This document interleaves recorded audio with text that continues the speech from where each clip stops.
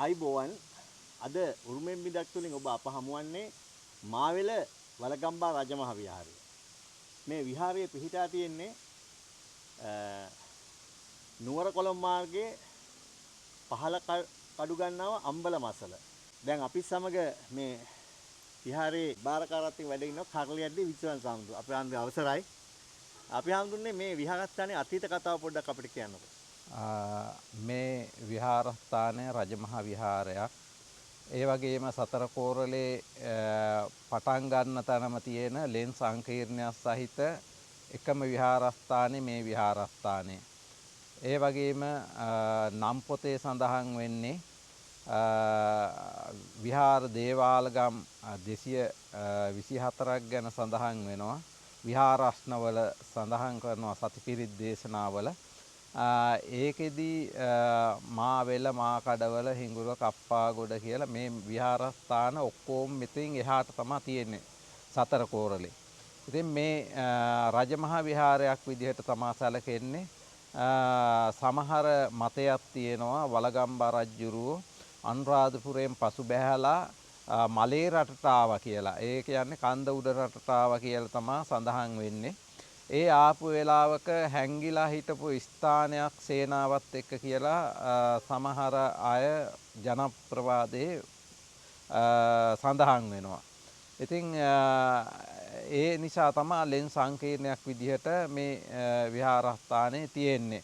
මේ සතර කෝරළේ තියෙන ලෙන් සංකීර්ණයක් සහිත එකම විහාරස්ථානේ මේ විහාරස්ථානේ විතරයි.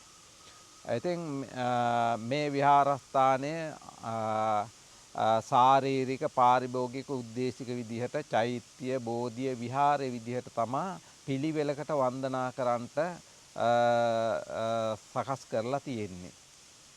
ඒ වගේම ආඳුන්නේ දැන් අත් බලනකොට මේ පන්සල විහාරස්ථානය මේ වෙනකොට බොහොම මේ ජරා ජීර්ණ තත්ත්වයට පත්ලා තියෙන ඔබ වහන්සේගේ නොපඩු බසේ උත්සාහය මත තමයි මේ විදිහටත් මේ ටික තියෙන්නේ. ඉතින් අපි ඔබ වහන්සේ බලාපොරොත්තු වෙන්නේ මොකද්ද මේක වැඩි දියුණු කරන්න කොහොමද මේ? විශේෂයෙන්ම මේ විහාරස්ථානයට සෙනග පැමිණෙන්නේ නැහැ.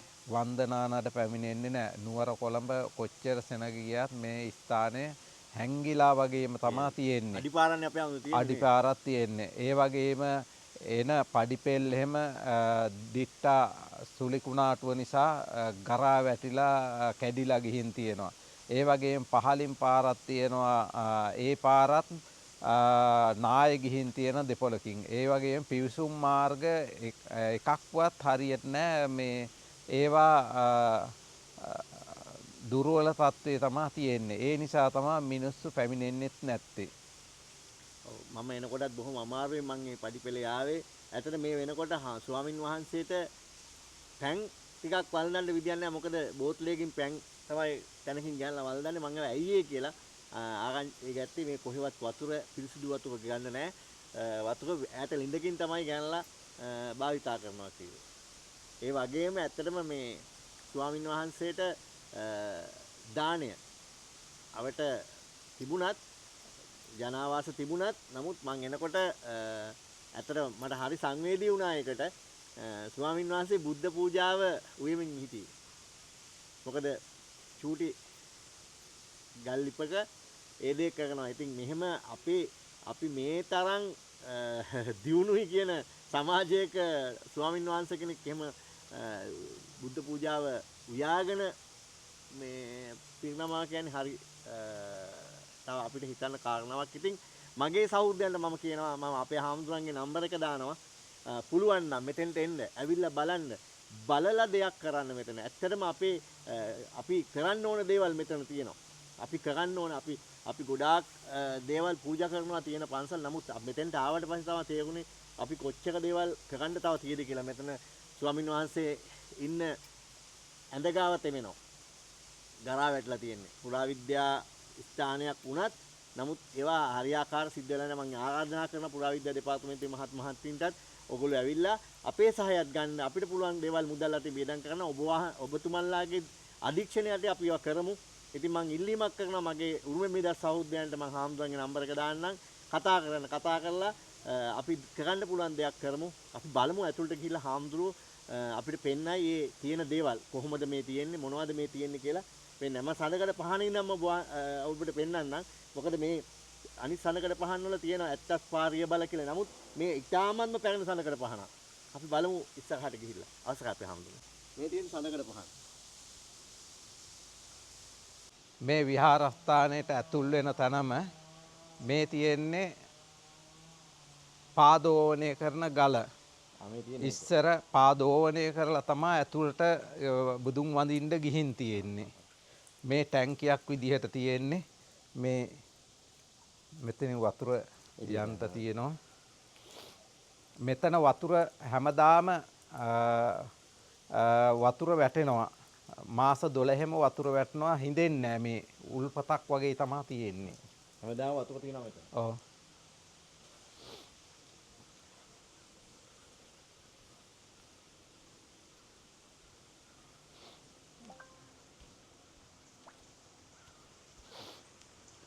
මේ චෛත්‍යයට ඇතුල් වෙන තැනම මේකේ විශේෂත්වය තමයි පොහොට්ටුව සහිත පුන් කලසක් තමයි තියෙන්නේ මුරගල් වෙනුවට. වෙන තියෙන්නේ නාගලතා රූපයක් හරි මේක නේ අපි හඳුනන්නේ.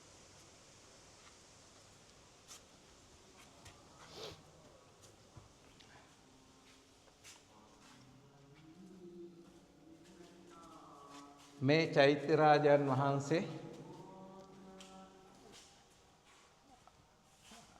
වටේ තියෙනවා මකර තොරන් 4ක්. 4 ආකාරයකට තමයි තියෙන්නේ. එයකොට අලිහොඬේ සහිත මකරෙත් තමයි ඉන්නේ. මේ ගිනිදැල් වලින් පෙන්නනවා 11 කින්න. ජාති ජරා ව්‍යාධි මරණ ශෝක පරිදේව දුක්ඛ දෝමනස් උපායාස. ලියවැලෙන් පෙන්නනවා තෘෂ්ණාව. ඒ වගේම හංසයාගෙන් පෙන්නනවා කිරී වතුරයි වෙන් කර ලබනවා වගේ හොඳ නරක දෙක තේරුම් අරන් ජීවත් වෙන්න කියන පණිවිඩය දෙනවා. මේ මකර තොරණෙන් පෙන්නනවා සත්වයා හැදිලා තියෙන්නේ පඨවි ආපෝ තේජෝ වායෝ කියන 4 මහා භූත කොටස් වලින්. සත්වයා එකපස්සේ එක දුවනවා සසර ගමන පිළිබඳව.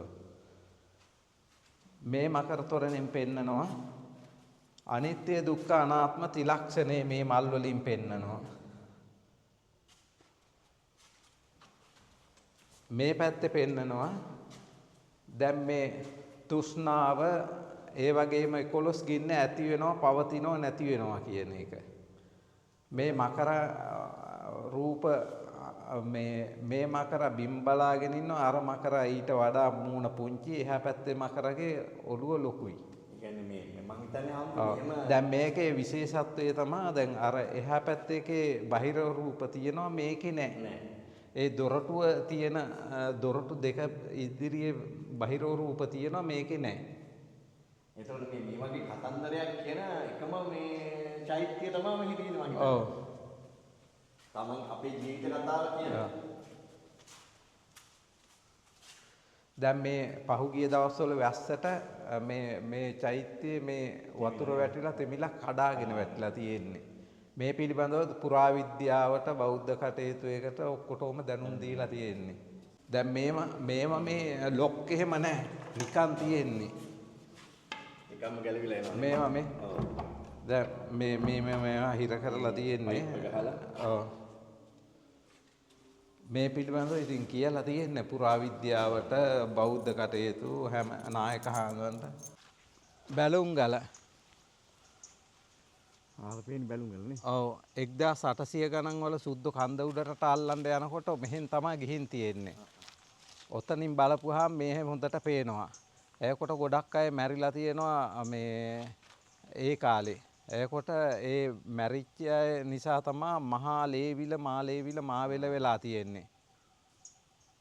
දැන් මේ පැත්තෙන් උඩ පැත්ත තියෙන්නේ බලන කොටුව. මේ පැත්තේ.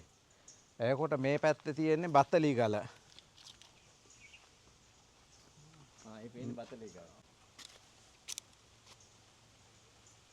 ඔය පේන්නේ බතලි ගල.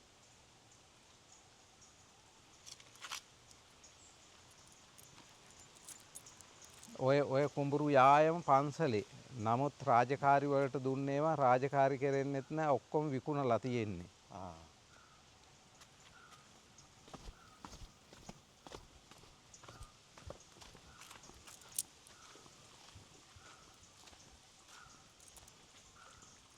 මෙතන පැරණි බෝධියක් තමයි මේ තියෙන්නේ. මේ බෝධියට බෝධි පූජා තියලා බාරහාර වුණාම බොහෝ විට මේ ඉෂ්ට සිද්ධ වෙනවා ප්‍රාර්ථනාව. දැන් මේ තියෙන්නේ ගල් බිත්තියක් තමයි ඔය තියෙන්නේ. සම්පූර්ණයෙන්ම අඩි 3ක විතර බිත්තිය. මේ බිත්තිය බලලා පෙන්නු කරන්නේ. ඔව් ඔය කළු ගල් බිත්තිය. මේ කැටයන් ඔක්කොම මේ දිරලා තියෙන්නේ මේ ඔක්කොම මේ ගැලවිලා තියෙන්නේ. ඔව් විනාශ වෙනවා මේ ඔක්කොම ටික. මේ ගල් උළුවස්ස මේ පුරුද්දලා තියෙන්නේ ඔක්කොම මේ තියෙන්නේ ගල් කැලි පුරුද්දපුවා. මේ තන් ලෑල්ලේ දොරක්. ඔය උළුවස්සේ මේ එන දෙකක් දාලා තමයි නෑ ලෑල්ලෙම ඔය සරණේරු විදිහට හදලා තියෙන්නේ. යටින් උඩින් ගලින් තමයි රඳවලා තියෙන්නේ. දෙක හිල් දෙකක් හාරලා ලී දෙක බස්සලා තියෙන්නේ. සාරණේරුවක් විදිහට.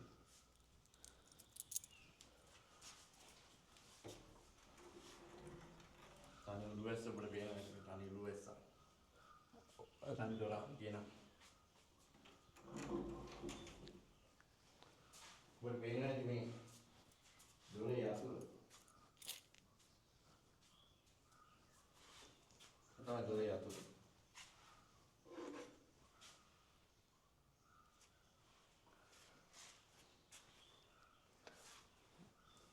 දැන් මේ දඹුල්ලේ වගේ සැතපෙන පිළිමයක් තියෙන්නේ. පිරිනිවන් මංචකය කියලා කියනවා. මේ පැරණි විෂ්ණු දේවාලේ. මේ පිළිමෙත් තෙමෙනවා. පිළිමයක් තියෙනවා. ඔව් පිළිමේ තියෙනවා තෙමිලා තමයි ඔක්කොම මේ දුර්වර්ණ වෙලා තියෙන්නේ. මෙතන උඩින් තෙමෙනවා. මේ නිදන් හුරු කඩලා මේ නැවත ප්‍රතිසංස්කරණය කරලා තියෙන්නේ. මේ උඩ සිවිලිමේ තියෙන්නේ අටවිසි බුදුහාමගේ රූප. මේ තියෙන්නේ. දැන් ඒවා ගැලවිලා අපි ඔක්කොම විනාශ වෙලා තියෙන්නේ. මේ පැත්තේ මේ තියෙන්නේ. මේ හැමෝම ලී වල හරිය. ඔව් ලී වල. ලී දාලා ඒකට බදාමයක් හදලා තමයි චිත්‍රයක් කරලා තියෙන්නේ. දැන් මේ දොර මේ ඒ කියන්නේ ලොක් එක.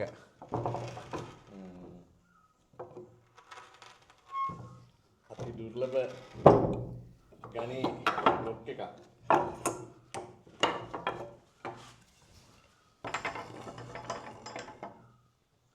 දැන් මේ කණුවල තියෙන චිත්‍ර විවිධයි. ඒ කියන්නේ මේ මල නෙවෙයි මේ පැත්තේ තියෙන්නේ. අරකේ තියෙන්නේ ඒකට හාස්පසින් වෙනස් වෙනස්. දැන් මේකේ උඩ ලීය තමයි සම්පූර්ණයෙන් තියෙන්නේ. ඒකේ චිත්‍ර තියෙනවා. මේ සිංහ රූප එහෙම. දැන් මේව ඔක්කොම මේ ආසනේ ඔක්කොම තියෙන ඒවා විනාශ වෙලා තියෙන්නේ මේ තියෙන චිත්‍ර යට. ඔය තියෙන නෙළුම් මල් මේ ගිනි දැල් එහෙම තියෙන ඒවා ඔක්කොම විනාශ වෙලා. දැන් මේ කරඬුවේ ධාතුන් වහන්සේලා වැඩ ඉන්නවා. මේ කරඬුවේ.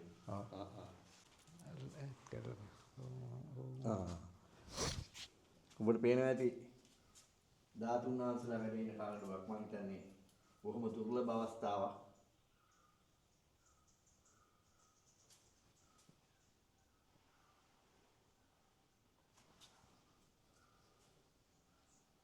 රතුරේද පළසේ වැඩ ඉන්න ධාතුන් වහන්සේලා.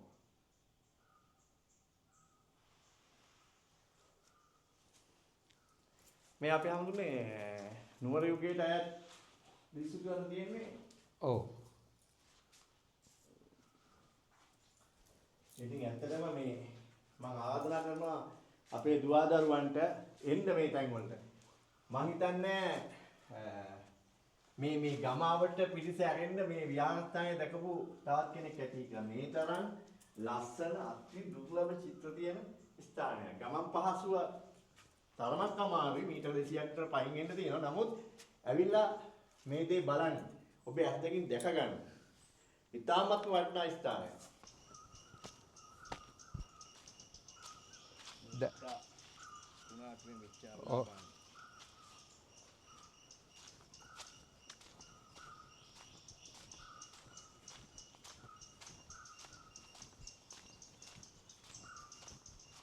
දැන් මේකත් හරි අවදානම් මොකෝ අර යටගල් පුපුරලා වගේ තියෙන්නේ. ඔయిత කලින් අර අර්ථනින් ගල් කැඩිලා වැටිලා තියෙනවා. දැන් ඔය ටොයිලට් වල එහෙම මෙතන පල්ලෙහා තිබ්බේ අර ගිහින් තියෙන ඔක්කොම. අර තියෙන මෙතනින් පල්ලෙහා ගිහින් තියෙන්නේ. පල්ලෙමටම ගිහිල්ලා. ඔව්. අපි ඇත්තටම ඉල්ලීමක් කරනවා පුරාවිද්‍යා දෙපාර්තමේන්තුවේ නිලධාරී මහත්තුරුන්ට ඔබතුමන්ලට ශ්‍රමය නැත්තම් අපි ශ්‍රමය දෙන්නම්. අපිට කතා කරලා අපි එහෙම අපිසම බලකායක් හදලා ඔබතුමන්ලාගේ අධීක්ෂණය යටතේ නිරීක්ෂණය යටතේ මේක අලුත් වැඩියක් කරන්න පුළුවන් නම් අපිට කතා කරන්න. අපි එන්නම් මේ වැඩේට උදව් වෙන්න. මේ දැන් හාමුදුරුවෝ වහන්සේ වැඩ ඉන්න ආවාස කියලා. පේනවනේ. දැන් මේකේ ලයිට් ඔක්කොම පිච්චිලා තියෙන්නේ. දැන් මේ වතුර ගිහිල්ලා දැම්මොත් ගිනි ගන්නවා. ඒ කියන්නේ ෂෝට් වෙලා තියෙන්නේ. දැන් මේ ඔක්කොම තිරලා තියෙනවා. දැන් මේ වතුර මේකෙන් පල්ලෙහාට එනවා.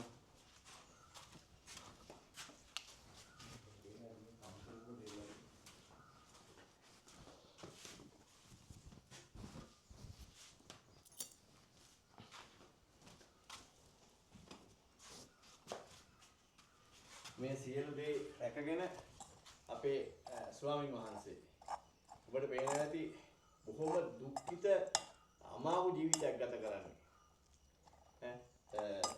මේ තමන්ගේ පන්සල රැකගෙන මේ රජයෙන් කරන්න ඕන දේවල් මේ රජයෙන් රැකගෙන දෙන්න ඕනේ. මේ කුඩා ලිපිය තමයි උන්වහන්සේ මේ තමන්ගේ දාන වේල සකස් කරගන්නේ. හරිම ඇත්තටම හරි සංවේදී. අපි ඔබ තමුන්වහන්සේලා මම නම්බර දෙන්න දාන වේලක් හරි ලියලි සලාක ඔයාලට මේ පන්සලට එවන්න පුළුවන්. ඇවිල්ලා බලලා යන්න. ඉතලා එන්න. මේ පන්සල අපි කියන්නේ ඇත්තට බොරු කරන්නේ මේ අපේ සංස්කෘතිය අපේ අනාගතය. මේ ස්වාමීන් වහන්සේලා මෙහෙම ඇත්තටම මෙහෙම දුක් විඳ අවස්ථාවක් නැහැ.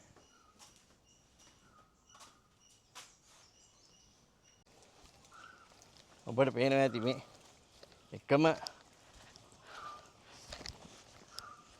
ගල් ලෙනක ඇතුළේ තමයි මේ ඔක්කොම දේවල් පිහිටලා තියෙන්නේ. ඉතින් ඇත්තටම ලස්සනම තැන.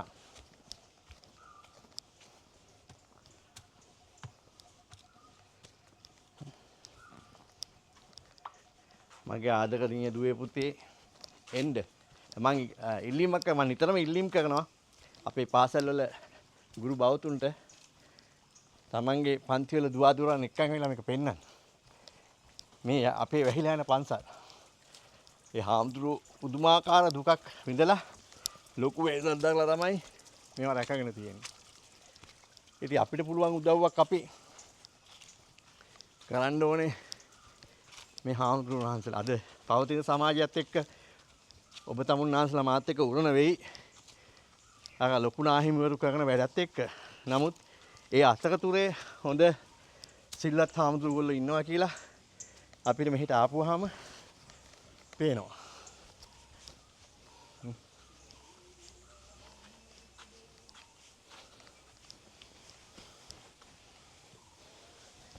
මේ පන්සලටම තියෙන එකම ශිලාලේඛනය සෙල්ලිපි අකුරු මෙන්න මෙච්චරයි.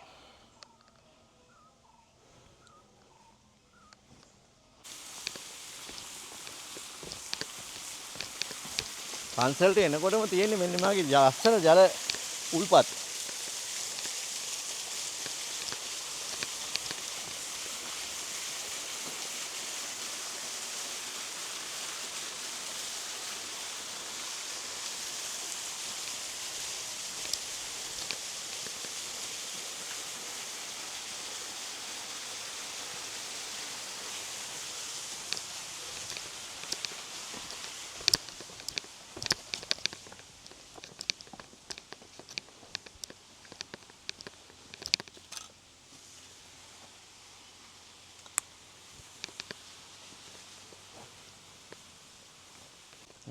පන්සලට යන ගමන් මාර්ගය.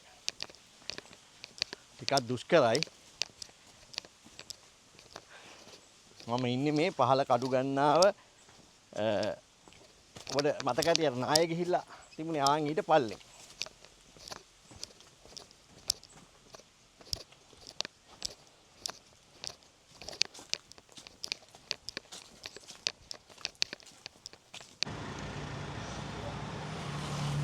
පේන්නේ මාවිල ගල්ලෙන රජ මහා විහාරය.